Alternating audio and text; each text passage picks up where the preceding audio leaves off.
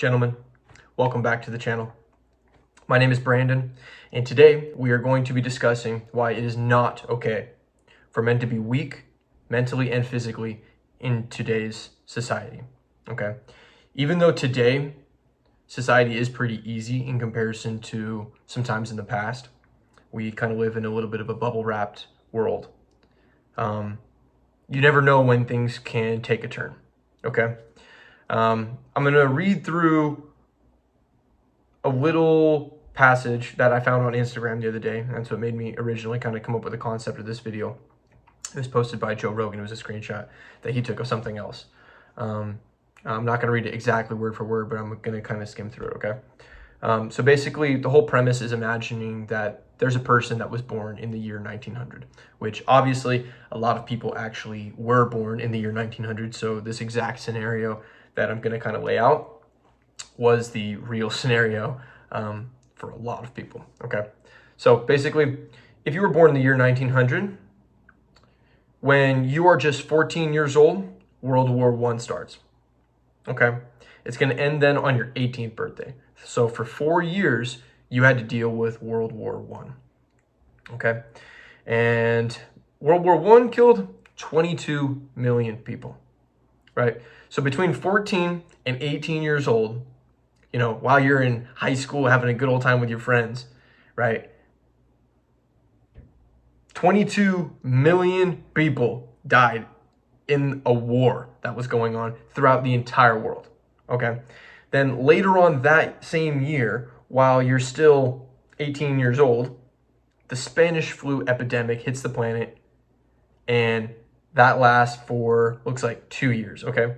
And in those 2 years,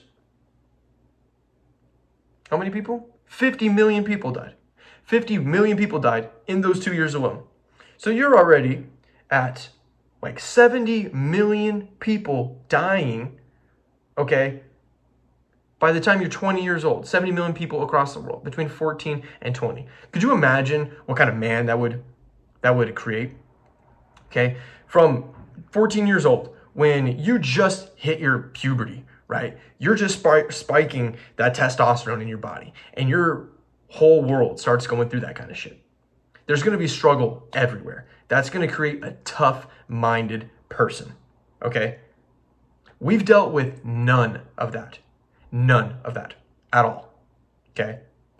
I grew up in Arizona, in America, pretty regular neighborhood, okay? It was not hard like that at all. When I was going through high school, I didn't have to worry about that at all. I didn't have to worry about any of my family members dying at war, you know, across the ocean. I didn't have to worry about any of that, okay? This is ridiculous. Now, I'm going to go ahead and continue. Let's see. When you're 29 years old, the Great Depression begins, okay? During the Great Depression, unemployment hit 25%. Global GDP dropped to 27%. And that lasted for about 4 years, okay? The country that you live in nearly collapsed along with that happening. And the whole world economy took a massive hit from it as well because of how big of a role the United States plays. And obviously other countries are being affected as well. Okay. Then when you turn 39, so not quite 40 years old yet, World War II. Second World War, okay? So at 14 and at 39, you had separate world wars happening where continents are fighting against each other. Entire countries are trying to kill each other, okay? During World War II, 75 million people died across the world. And that's just in the war. In the Holocaust, another 12 million people died. So you're at 87 million people dying in just a few years from World War II and the Holocaust. 87 million people. Are you kidding me? So now this guy's a little bit older, okay? 52 years old, the Korean War starts. 5 million people die from that. At 64 years old, the Vietnam War begins. Doesn't end for a long time, but 4 million people died in that war. Okay? When you're 62 years old, the Cuban Missile Crisis event happens. tipping a Cold War or a point in the Cold War, and life as our planet, as we know it, could have well ended if it wasn't for the decisions that some people made, some leaders made. Okay, because we had atomic bombs or nuclear bombs going on at that time. So there could have been some serious damage going on, but luckily, a third world war did not happen. Okay. Let's see if it really has anything else. That's pretty much about it right there. Okay, then it kind of runs through a scenario about, your grandchild when you're 85 years old in 1985, coming to you with their school homework and telling you how difficult it is and not thinking that you understand what difficult it is or how difficult their schoolwork is because you don't know what it is to be them, But they have no perception of any of the things that you've gone through in your past, right? So this is going to make, going through these events is going to make somebody so god dang resilient, man. It's just going to make a bulletproof minded person.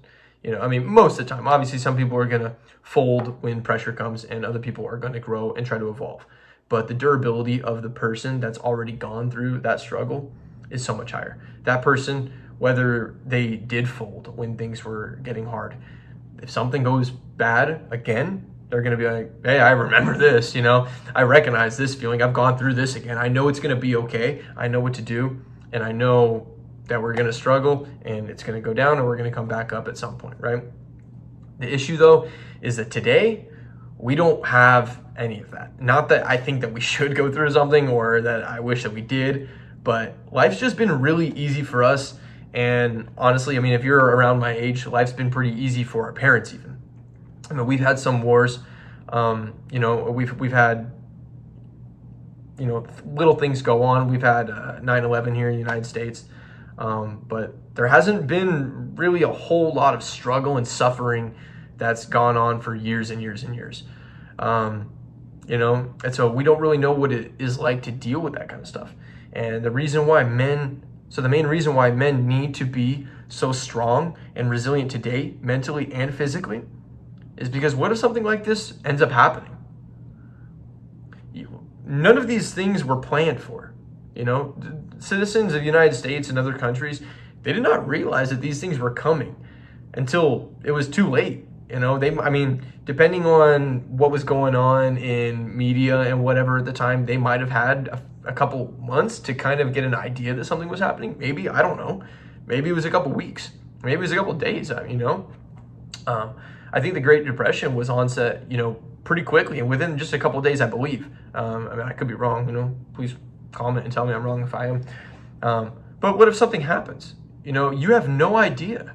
You want to be the person that other people can come to and rely on you. You want to be the shoulder that other people can come to for comfort. You don't want to be the guy who is suffering and struggling and running around looking for somebody else to take care of them. You want to be the person to take care of other people. That's what a man's job is. And so men need to be resilient these days. We need to instill these things in ourselves. Okay? It's not an easy thing to do, obviously. And it's really not something that you want to do a lot of the times because we have the option to just hang out and not work so hard. There's nothing that's really forcing us to become as durable as we can, like if a war were to start, right? If a war was to start right now and your ass got drafted, you're gonna, become a man pretty damn quick. You're gonna be out there, you're gonna be out there working out. You're gonna be out there getting mentally tough. The discipline's gonna get instilled really fast when it's more of a life or death situation that is truly going on, right?